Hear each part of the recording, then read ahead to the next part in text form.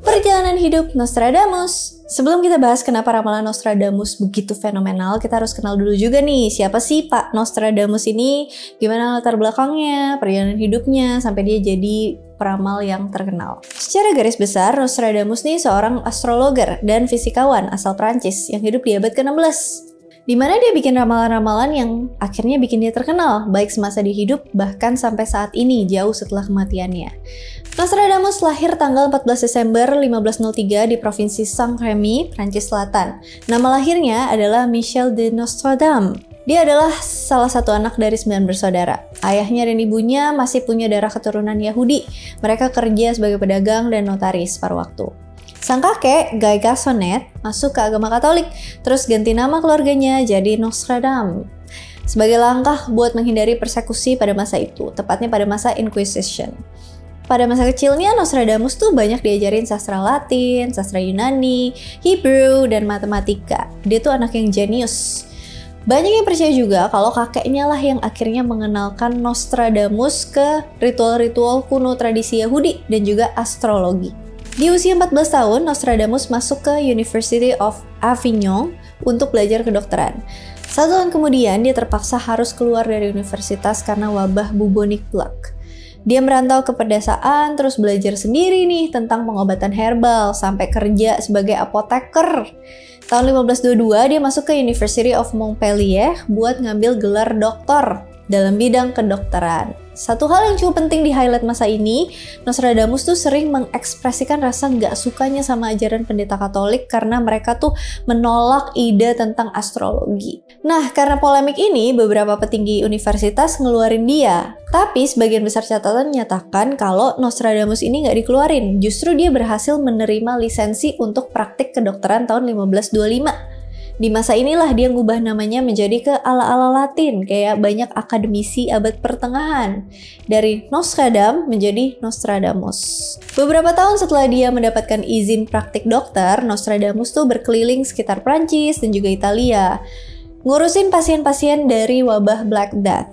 Pada waktu itu belum ketemu obatnya, setiap dokter nyoba pakai metodenya masing-masing. Kebanyakan ngandelin ramuan yang terbuat dari merkuri, praktik mengeluarkan darah pasien, dan juga menyelimuti pasien dengan jubah yang dilumuri bawang putih.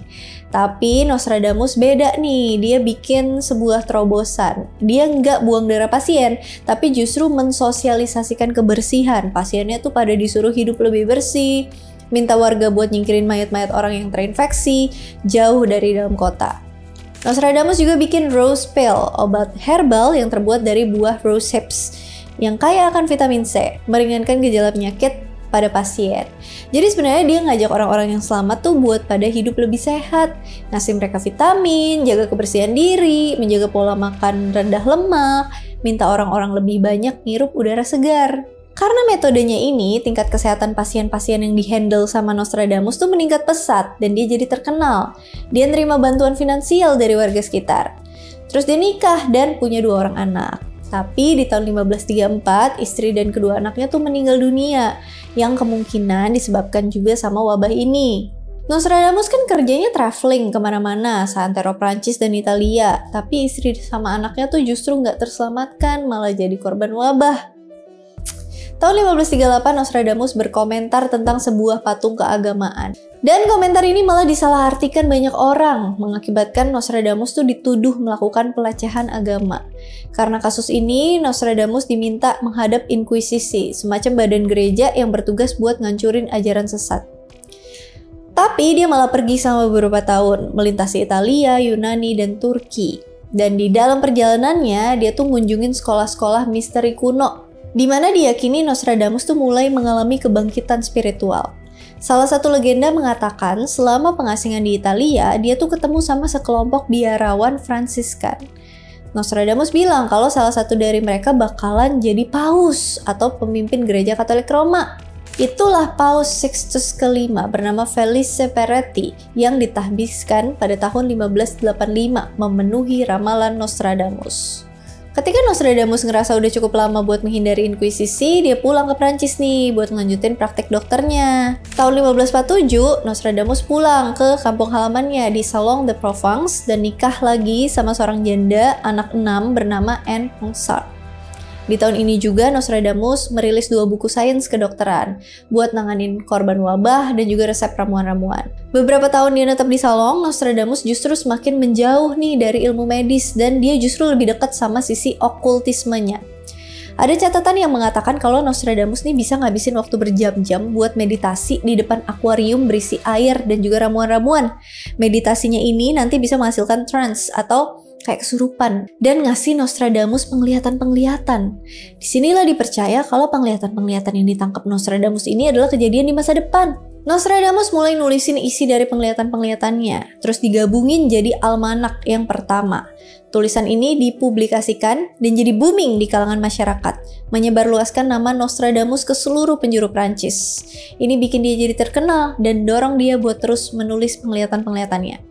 Tahun 1554, penglihatan Nostradamus jadi bagian utama dalam karirnya. Makanya dia mutusin buat pakai seluruh energi dan dedikasinya buat terus bikin seri penglihatan yang dia kasih nama dengan Centuries. Dia berencana nulis 10 seri, di mana setiap seri berisi 100 prediksi dalam 2000 tahun ke depan. Di sini dia udah benar-benar ninggalin dunia kedokteran for good. Di tahun 1555, dia merilis buku berjudul The Prophecies atau The Prophecies, yaitu koleksi dari prediksi jangka panjangnya Nostradamus. Tapi perlu diingat juga, di era ini isu kepercayaan kayak gini tuh sangat sensitif di kalangan gereja. Dan karena Nostradamus juga sadar, dia tuh bisa aja kena persekusi lagi karena tulisan-tulisannya ini. Jadi dia pun pakai quatrains dalam tulisan ramalannya, yaitu rima 4 baris dicampur pakai bahasa-bahasa lain kayak Yunani, Italia, Latin, dan bahasa tradisional Prancis Selatan. Karena itu ramalannya tuh terkesan bias dan gak konkret gambarin suatu kejadian. Tapi tetap Nostradamus munculin banyak kontroversi di kalangan masyarakat. Banyak yang menganggap Nostradamus tuh kerja sama iblis. Atau banyak juga yang anggap kalau dia tuh cuman sekedar ngarang aja atau emang sakit jiwa aja karena kematian istri pertamanya. Meskipun begitu, jumlah orang yang percaya akan ramalannya tuh jauh lebih banyak. Salah satunya adalah Catherine de Medici, istri dari Raja Henry II of France, yang jadi pengagum karya-karya Nostradamus. Dia ngefans berat sama Nostradamus. Ceritanya, setelah Ratu Catherine baca Almanak Nostradamus tahun 1555 tentang sebuah prediksi yang menyiratkan bakal ada ancaman ke keluarga kerajaan, dia manggil Nostradamus ke Paris buat ngejelasin kejadiannya tuh bakalan kayak apa. Nostradamus juga diminta buat baca horoskop anak-anaknya. Dari sini, beberapa tahun kemudian, Ratu Catherine ngangkat Nostradamus sebagai counselor dan dokter khusus keluarga kerajaan. Tahun 1556, Nostradamus ngejelasin ramalan dari Centuries I yang diasumsikan mengarah ke Raja Henry. Isinya adalah seekor singa muda yang akan mengalahkan singa yang lebih tua dalam arena pertarungan. Sang singa muda bakal nusuk mata sang singa tua, dan singa tua itu akan mati mengenaskan. Dari penglihatannya itu, Nostradamus mengingatkan raja buat menghindari pertandingan jousting. 3 tahun kemudian, Raja Henry meninggal di pertandingan jousting, di mana lance atau tombak milik lawannya kepala sang raja. Sang raja sempat bertahan hidup dalam kesakitan selama 10 hari sebelum akhirnya luka itu infeksi dan sang raja pun meninggal. Nostradamus sendiri ngaku kalau dasar dari prediksi yang dia publikasikan itu dari judicial astrology, yaitu seni memprediksi kejadian di masa depan dengan melakukan perhitungan planet-planet, juga benda-benda angkasa dan hubungannya dengan bumi. Banyak akademisi percaya kalau Nostradamus nih sebenarnya memodifikasi ramalan tentang akhir zaman kuno yang banyak dia baca, kebanyakan dari Alkitab, juga mensinkronisasikannya dengan pembacaan astrologi di masa lalu, kemudian memproyeksikannya ke kejadian di masa depan. Masalahnya, Nostradamus ini malah dikritik sama astrologers profesional pada waktu itu, karena menurut mereka, perhitungan astrologi itu nggak bisa dipakai buat ngelihat peristiwa-peristiwa di masa depan. Di akhir masa hidupnya, penyakit asam urat dan radang sendi Nostradamus pun memparah. Kondisinya berubah jadi edema, kondisi di mana ada cairan yang nggak normal numpuk di bawah lapisan kulit atau di rongga-rongga tubuh. Tanpa pengobatan, penyakit ini bisa ngakibatin gagal jantung. Dan di akhir tahun 1566, Nostradamus minta pengacaranya buat bikin surat wasiat. Dia pun nulis surat wasiat yang panjang, sebagian besar dikasih ke istri dan anak-anaknya. Kata-kata terakhirnya terjadi di tanggal 1 Juli 1566. Nostradamus bilang ke sekretarisnya, "Anda tidak akan menemukan saya hidup-hidup saat matahari terbit." Jadi ingat Melisandre ya, The Red Witch di serial Game of Thrones. Keesokan paginya, Nostradamus udah ditemukan tidak bernyawa tergeletak di lantai sebelah tempat tidur ya. Ramalannya tuh masih jadi perbincangan di kalangan masyarakat sampai sekarang. Sebenarnya kebanyakan dari quatrains Nostradamus ini berhubungan dengan apa yang Nostradamus pernah lewatin selama perjalanan hidupnya. Dia tuh pernah melewatin beberapa peristiwa kayak gempa, perang, banjir, penjajahan, pembunuhan, kekeringan, wabah penyakit. Dan sepanjang waktu para Nostradamus entusias juga semakin bertumbuh seiring anggapan banyaknya prediksi Nostradamus yang udah ngeramalin kejadian kayak revolusi Prancis, munculnya sosok kayak Napoleon dan Hitler, perkembangan bom atom, pembunuhan JFK, sampai ke kejadian 11 September 2001, serangan teroris ke gedung WTC. Belakangan ini, para entusias juga menyatakan kalau Nostradamus sudah memprediksi wabah COVID-19 yang asalnya dari tulisan. Di dekat gerbang dan di antara dua kota akan terjadi dua bencana yang belum pernah terlihat sebelumnya. Kelaparan di tengah wabah, orang-orang terkungkung di dalam kurungan baja, menangis kepada Tuhan yang agung dan abadi untuk meminta kelegaan. Mirip kayak awal-awal COVID-19 muncul. Penyakit ini tuh nyebar, bunuh dengan cepat, sampai orang-orang banyak yang nggak boleh keluar sama sekali. Banyak yang kelaparan, seluruh sektor usaha lumpuh, ekonomi pun ambruk. Tapi beda dengan para entusias, para akademisi menyatakan kalau dia tuh nggak nulis buat kejadian jauh di masa depan, tapi nulis tentang kejadian yang dialami sama orang-orang di masa itu. Nah, kira-kira apa aja nih peristiwa besar yang kayaknya emang udah diramalin sama Nostradamus? Kita lihat. Ramalan-ramalan Nostradamus yang terkenal benar-benar terjadi. Kalau kita mau bahas ramalan-ramalan Nostradamus yang paling terkenal udah terjadi, mungkin diantara termasuk yang udah aku sebutin tadi, ada Raja Henry, kemunculan Hitler, sampai ke JFK. Mungkin kalau Raja Henry tadi udah sempat aku ceritain ya. Jadi aku mau bahas beberapa yang belum sempat diceritain. Kebakaran hebat London. Para entusias nganggap kalau Nostradamus tuh udah memprediksi akan kejadian kebakaran hebat di London yang terjadi tahun 1666. Orang benar akan melakukan kesalahan di kota London, terbakar oleh petir dari ke-23 sang enam. Sang wanita tua itu akan jatuh dari tempat tingginya, beberapa orang dari sekte yang sama akan terbunuh. Tapi dari mana orang-orang bisa menginterpretasikan kalau tulisan ini tuh buat kebakaran hebat London?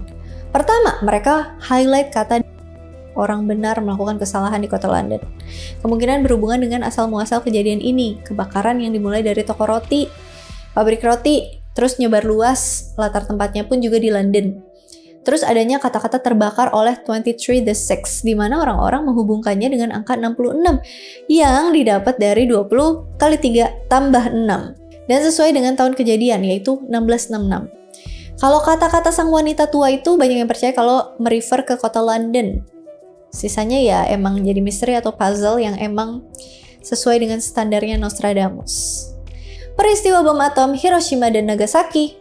Peristiwa yang menandai kekalahan Jepang dan mendukung kemerdekaan negara kita tahun 1945 ternyata udah diprediksi sama Nostradamus lewat kata-katanya. Di antara dua kota akan ada momok yang sama sekali belum pernah dilihat sebelumnya. Nah, kelanjutan syair ini gambarin suasana yang semakin mencekam. Orang-orang akan hidup dalam sengsara wabah dan orang-orang dilahap oleh logam. Dari syair yang satu ini, banyak orang-orang yang percaya kalau Nostradamus tuh udah ngeramalin tentang adanya kejadian bom atom Hiroshima dan Nagasaki. Beberapa orang yang skeptis, ya balik lagi, bilang kalau syair-syair ini cuma gambaran suasana apa yang pernah dilalui di kehidupan dia gitu. Emang benar kalau Nostradamus masa hidupnya udah pernah ngelaluin yang namanya perang, wabah, kelaparan, tindakan-tindakan kriminal, yang sangat besar kemungkinannya kalau syair-syair itu terpengaruh sama kehidupan yang udah pernah dia laluin. Apalagi dalam catatan sejarah Nostradamus, dia tuh sempat kerja di dua tempat, sekitar Prancis dan Italia pada waktu wabah. Tapi yang bikin orang-orang tetap percaya kalau syair ini gambarin kejadian atom, selain kata-kata tentang dua kota, kata-kata momok yang sama sekali belum pernah dilihat sebelumnya semakin mengkonfirmasi kalau ini tuh beneran ramalan. Kalau Nostradamus pernah melalui wabah dan perang meskipun menakutkan, tapi di masa sebelumnya juga udah ada wabah dan perang-perang besar, dan bukan jadi kayak momok yang belum pernah dilihat sebelumnya. Sementara kalau atom, peristiwa inilah yang pertama benar-benar digunakan sebagai senjata perang. Kalau kalian pernah nonton film Oppenheimer, di situ kan menceritakan awal perkembangannya, gimana kok bisa teknologi kayak gitu jadi senjata pemusnah massal. Di Hiroshima dan Nagasaki inilah yang pertama kali memang senjata ini digunakan buat nyerang korban-korbannya. Bukan lagi hanya uji coba ledakan dan semacamnya. Radius ledakannya tuh sangat luas, kerusakannya masif, korban jiwanya jutaan. Cuma dalam waktu singkat, benar-benar jadi momok yang belum pernah dilihat sebelumnya. Dan sampai sekarang, negara-negara lain itu berlomba-lomba bikin senjata nuklir yang lebih gede dan lebih banyak dari atom Hiroshima dan Nagasaki. Kita pun makin kesini makin takut kalau perang nuklir itu benar-benar kejadian. Bumi bisa hancur seketika dan populasi manusia menurun drastis. Di sini nyambungnya syair ramalan tadi. Di antara dua kota, yaitu Nagasaki dan Hiroshima, muncul momok menakutkan yang belum pernah dilihat sebelumnya, yaitu senjata pemusnah massal yang lahir dari peristiwa ini. Sementara itu syair lanjutannya makin menguatkan kalau ini tuh emang ramalan. Kata-kata orang-orang hidup dalam sengsara wabah banyak diartikan buat menggambarkan radiasi dari ledakan atom ini. Walaupun ledakannya udah selesai dan ada yang selamat, radiasinya nggak hilang gitu aja. Terus kata-kata dilahap oleh logam juga makin nguatin kalau ini tuh beneran kejadian atom Hiroshima dan Nagasaki. Coba aja waktu itu nggak ada inkuisisi gereja. Nostradamus mungkin bisa nulisin ramalannya spesifik, nggak pakai syair-syair. Kira-kira Oppenheimer berubah pikiran nggak ya? JFK. Presiden Amerika ke-35 John F. Kennedy meninggal dunia setelah ditembak oleh misterius pada 22 November 1963. Berabad-abad sebelumnya, Nostradamus pernah meramalkan kejadian ini lewat syairnya yang berbunyi, "From on high, evil will fall on the great man. A dead innocent will be accused of the dead." Dari ketinggian kejahatan bakal nimpa pria yang hebat, orang yang gak bersalah yang telah bakal dituduh melakukan itu. Kalau kita sambungin ke kejadian JFK, syair dari ketinggian kejahatan akan menimpa pria yang hebat bisa diartikan sebagai oleh sniper atau penembak jitu dari tempat yang tinggi. Bisa juga oleh sosok yang punya kuasa lebih tinggi daripada presiden sekelas JFK. Dari JFK diketahui bernama Lee Harvey Oswald yang dituduh sebagai terdakwa dan nggak lama setelah kejadian ini. Tapi apa benar? Emang kejadian ini minim banget bukti ya, selain keberadaan Lee Harvey yang emang ada di area itu. Tempat di mana mobil presiden JFK lewat sebelum. Proses hukumnya pun sedikit ditutup-tutupi dan eksekusi hukumannya terbilang cepat. Kalau kita ambil dari kata-kata Nostradamus, seseorang yang tidak bersalah dituduh melakukan itu, mungkin aja Lee Harvey ini hanyalah orang yang kebetulan datang ke acara itu terus dijadiin kambing hitam atas JFK. Konspirasi JFK banyak banget. Misalnya kebijakannya yang merugikan atau melemahkan Amerika Serikat, kedekatannya dengan sayap kiri, dan lain sebagainya yang nggak disukai sama orang-orang di balik layar. Tapi ada lagi orang-orang skeptis yang bilang lagi-lagi syair itu bisa dipakai ke tokoh siapa aja. Cuma kalau aku ingat-ingat, siapa tokoh yang dikatakan the great man atau orang yang hebat terus oleh pihak yang jahat, yang posisinya ada di atas atau statusnya ada di atas, disambung juga dengan orang yang tidak bersalah yang dituduh melakukan ya emang paling melekat kejadian JFK ini sih. Rasputin yang misterius pun bukan dilakukan oleh orang dengan posisi atau status di atas, dan juga bukan the great man. Rasanya emang paling cocok dengan peristiwa JFK. Atau misalnya kalau kalian ada yang skeptis di sini, kira-kira bisa dipakai buat ngegambarin peristiwa siapa lagi? Boleh komen. Masih banyak lagi ramalan-ramalan Nostradamus yang terkenal dipercaya benar-benar ngeramalin beberapa peristiwa dari masa ke masa. Misalnya ramalan lain yang terkenal, yaitu ada kebangkitan Napoleon, Revolusi Prancis, kejadian pesawat dan menara kembar WTC 11 September 2001, pendaratan manusia di bulan, peristiwa pesawat luar angkasa Challenger, Ratu Elizabeth, sampai ke perang Rusia-Ukraina. Kejadian-kejadian itu sih emang udah kejadian, dan orang-orang yang skeptis bilang kalau bisa aja itu semua cuma cocok logi, atau Nostradamus emang cuma bikin puisi aja tentang kehidupan di masanya dia. Tapi buat para Nostradamus enthusiast, syair-syair itu belum semuanya kejadian. Artinya ada juga ramalan yang masih akan terjadi di masa depan. Mungkin di 2024 ini atau seterusnya. Bahkan banyak juga yang percaya kalau ramalan-ramalan ini bakalan terjadi di dalam waktu dekat. Paling nggak sampai 2030. Ramalan Nostradamus di masa depan. Pertempuran dengan Cina. Salah satu ramalan Nostradamus bilang adanya pertempuran laut dengan syair berbunyi, musuh merah akan menjadi pucat karena ketakutan, membuat samudera raya menjadi gentar. Dari ramalan ini, banyak orang yang percaya kalau ini adalah ramalan yang belum terjadi, di mana akan terjadi peperangan yang melibatkan negara China di masa yang akan datang. Bahkan salah satu artikel di New York Post mengatakan bahwa yang dimaksud dengan musuh meriah bisa jadi adalah representasi dari bangsa China. Negara China sendiri emang saat ini identik dengan warna merah.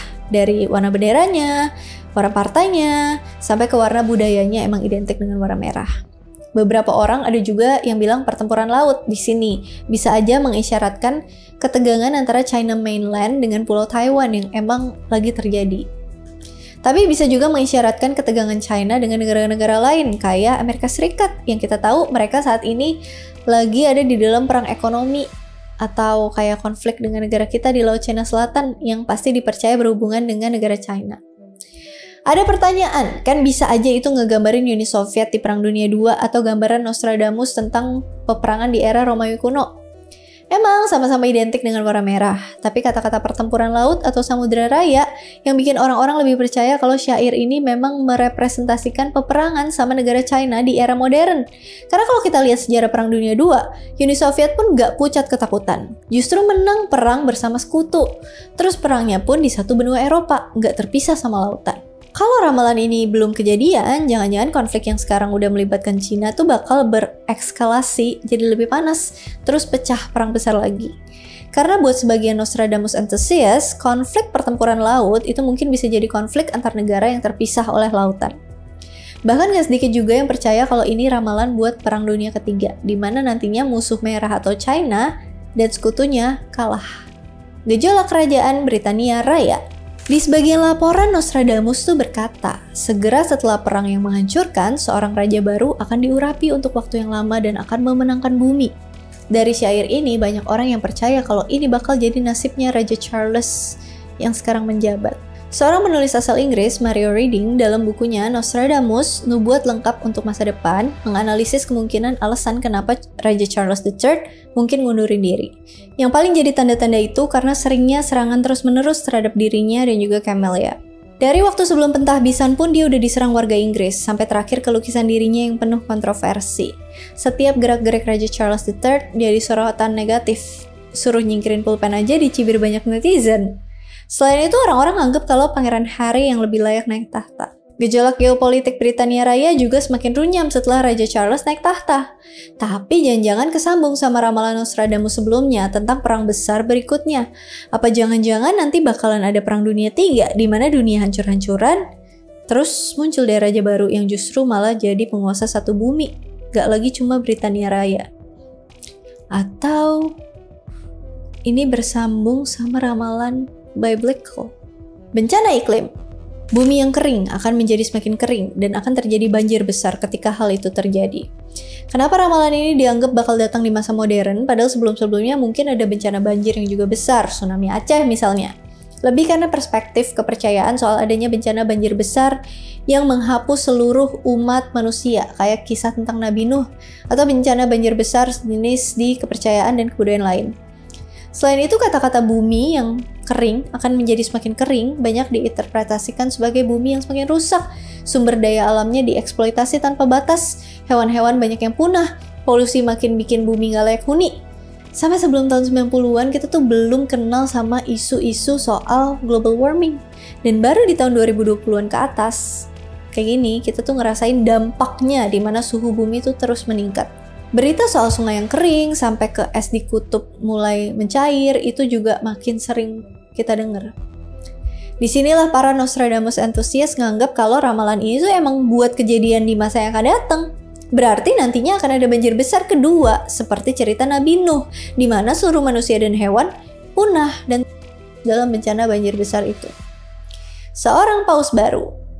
Nostradamus pernah nulis melalui seorang paus yang sangat tua, seorang Romawi akan terpilih. Kita mungkin tahu, terutama buat teman-teman yang beragama Katolik. Kalau paus sebagai pemimpin gereja Katolik Roma, emang biasanya udah sangat tua usianya. Paus yang sekarang mimpin adalah Paus Franciscus yang merupakan paus ke-266 dan dilantik pada 13 Maret 2013, gantiin Paus Benedictus XVII yang mengundurkan diri. Paus Franciscus punya nama lahir Jorge Mario Bergoglio dan merupakan paus pertama yang berasal dari benua Amerika, tepatnya berasal dari Argentina. Beliau lahir pada 17 Desember 1936 yang berarti saat ini usianya udah menginjak 88 tahun, udah sangat tua. Tapi kata-kata seorang Romawi akan terpilih ini yang jadi kontroversi buat ramalan ini. Mungkin kalau paus berikutnya hanyalah seorang yang berasal dari kota Roma, ramalan ini jadi biasa aja. Tapi ada juga orang-orang yang menganggap kalau kata seorang Romawi di sini tuh gambarin seseorang yang sama sekali nggak layak jadi paus. Sebelum ajaran Kristen masuk ke kekaisaran Romawi, mereka tuh nyembah dewa-dewi dan punya beberapa pemimpin atau kaisar yang semena-mena. Pada masa awal ajaran Kristen masuk ke Kekaisaran Romawi, penganut ajaran Kristiani itu banyak dapetin penolakan dan sama bangsa Romawi yang nolak ajaran baru ini.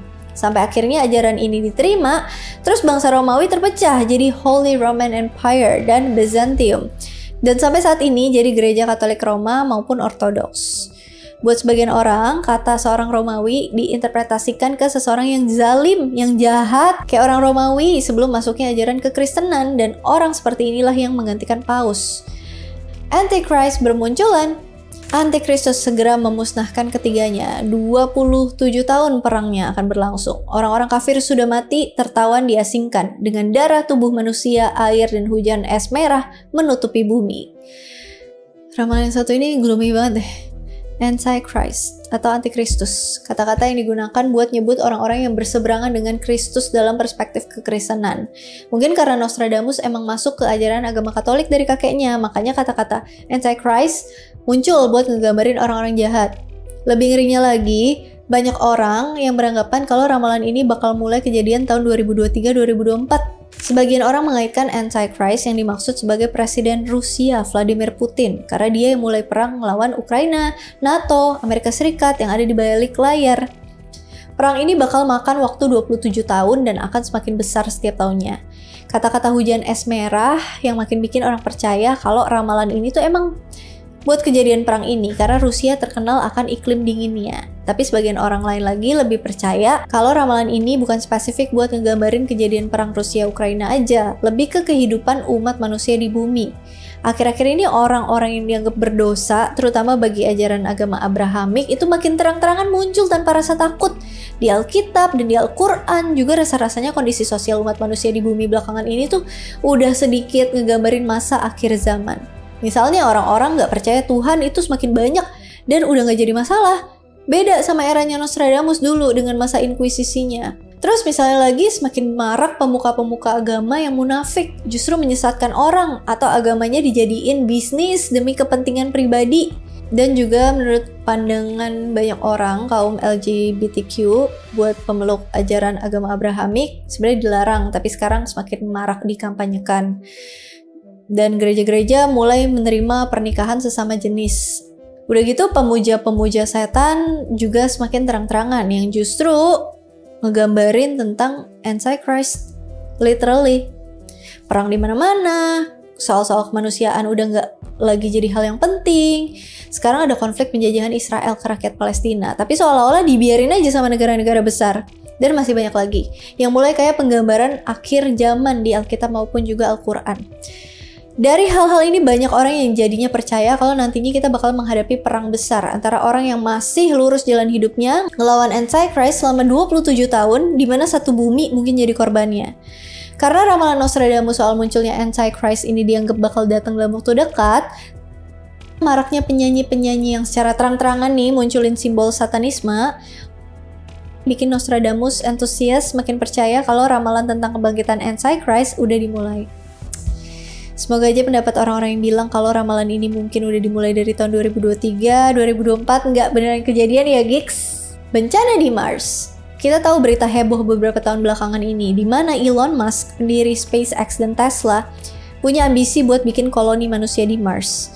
Sejauh ini persiapannya masih terus dijalanin, riset-riset, perkembangan teknologinya, persiapan manusianya, biar nantinya manusia tuh bisa benar-benar hidup di Mars. Tapi ada syair Nostradamus yang berbunyi, cahaya Mars akan gelap. Kita tahu resiko manusia buat hidup di Mars itu gede banget. Gaya gravitasi yang kecil bikin Mars nggak bisa punya atmosfer, jadinya radiasi cahaya matahari lebih gede. Iklimnya bisa sangat dingin, sangat panas, cuacanya bisa jadi badai ekstrim, kandungan tanahnya beracun, benda-benda langit bisa jatuh nabrak Mars tanpa ada gesekan dengan atmosfer, dan lain sebagainya. Jadinya banyak orang yang beranggapan kata cahaya Mars itu lebih ke keberhasilan terlaksananya ekspedisi pertama manusia ke Mars nanti. Kita berbahagia, semua orang antusias menyaksikan misi eksplorasi ini, pokoknya tuh bercahaya. Tapi kata akan gelap itu dipercaya kalau perjalanan ini tuh bakalan gagal, terjadi bencana atau kecelakaan dan semacamnya yang akhirnya makan korban jiwa. Orang-orang bersedih dan kecewa, jadi gelap. Kalau kalian pikir kok Nostradamus tahu kata planet Mars, ya balik lagi karena Nostradamus juga belajar soal astrologi, ilmu yang juga beriringan sama benda-benda luar angkasa. Kalau kalian gimana, gigs? Pengen gak sih manusia tuh benar-benar bisa ngelakuin ekspedisi ke Mars nantinya? Kanibalisme. Salah satu bagian dari syair Nostradamus tuh nyebutin adanya kenaikan harga makanan yang nyebabin orang saling memakan satu sama lain. Kalau diartikan secara harfiah, jadinya tidak ada kepala biara, biku, tidak ada samanera untuk belajar. Harga madu jauh lebih mahal daripada lilin. Begitu tingginya harga gandum, orang itu terguncang. Sesamanya adalah makan dalam keputusasaannya. Dalam sejarah mungkin udah pernah ada bencana kelaparan, tapi orang-orang masih bisa ngelewatin itu, nggak sampai putus asa. Banyak orang yang percaya kalau ramalan ini tuh buat masa yang akan datang, inflasi dan bencana ekonomi jadi penyebab utamanya. Orang-orang nggak bisa lagi sabar, udah nggak ada lagi pegangan soal agama. Dari inflasi ini terjadilah bencana kelaparan besar-besaran, di mana nantinya orang-orang nggak peduli lagi soal moral, jadi muncullah praktik di mana-mana. Nah, dari ramalan-ramalan yang tadi kita bahas soal perang, bencana, akhir zaman, itu mungkin berkaitan sama ramalan yang ini. Inflasi ekonomi udah mulai kejadian meskipun nggak sampai nimbulin bencana kelaparan. Tapi kalau ramalan-ramalan tadi beneran kejadian, perang besar pasti bikin ekonomi anjlok. Apalagi ada ancaman perang nuklir, dunia pasti hancur-hancuran. Kalau udah gitu, bencana kelaparan hebat itu bisa aja kejadian. Semoga nggak kejadian sih ya, tapi who knows. Kalau dipikir-pikir kenapa ya ramalan Nostradamus itu selalu tentang kejadian naas, bencana, atau kehancuran. Terus juga semakin ke masa yang akan datang, ramalannya bukan lagi cenderung suatu kejadian tertentu yang spesifik menimpa sebagian kecil orang, tapi lebih ke sesuatu yang bisa menimpa hampir seluruh manusia di bumi. Kebangkitan Antichrist atau Satanisme, pemimpin gereja Katolik yang diganti dengan orang Romawi, perang besar, dan lain-lainnya. Buat sebagian Nostradamus enthusiast, Nostradamus tuh nulisin ramalan tentang kejadian naas dan penderitaan emang karena dia pengen memperingatkan kita untuk bersiap-siap akan peristiwa kelam yang bakal datang di masa depan. Tapi kejadian itu nggak bisa dihindari karena emang udah takdirnya. Tapi sebagian orang lainnya juga bilang kalau dia tuh cuma nulisin kejadian-kejadian naas yang bisa menimpa umat manusia terinspirasi dari ilmu astrologinya, kepercayaannya, dan perjalanan hidupnya, dan sebagainya. Karena syairnya juga nggak spesifik, jadi bisa aja diinterpretasiin ke segala macam kejadian, cocok logi gitu. Sebagian lainnya juga nganggap kalau dia emang udah sakit jiwa semenjak kematian istrinya, terus cuma pengen nyari uang dan ketenaran lewat syair-syairnya. Tapi menurut kalian gimana, Gigs? Atau ada dari antara kalian yang Nostradamus enthusiast? Kira-kira ramalan apa lagi nih yang bakal ngeramalin kejadian dalam waktu dekat? Buat aku sih kalau emang ramalan-ramalan ini benar, semoga ramalan-ramalan tadi nggak mulai di tahun 2024 ya, Gigs. Atau malah semoga nggak benar sama sekali. Kalau benar, semoga di tahun 3000 aja deh. Alright, segitu dulu video tentang Nostradamus ini yang udah banyak di request juga. Udah lama banget dari mulai channel sih. Semoga bisa menjawab rasa penasaran kalian. Dan jangan diimani ya, karena ramalan itu kalau diimani akan menjadi benar. Oke, kalau misalnya udah mau di request, mau dibenerin, mau ditambahin, mau dikoreksi, mau didiskusikan, komen aja di kolom komentar. And as always, thank you so much for watching. I hope you guys like it and I'll see you again on my next video. Bye, semoga kita semua baik-baik saja dan sehat-sehat dan bahagia terus. Bye bye. Di provinsi Saint-Rémy, Saint-Rémy. Nama lahirnya adalah One eternity later. Michel de Nostradamus. Oke, ke University of Avignon untuk belajar kedokteran. Avignon, right? A few moments later. Avignon. Betul. I'm good. Buat praktik kedokteran tahun 1552. Konspirasi. Ada. Pegel. Ramalan yang satu ini gloomy banget deh. Antichrist. Sebel. Buat kontroversi terbaru soal opening ceremony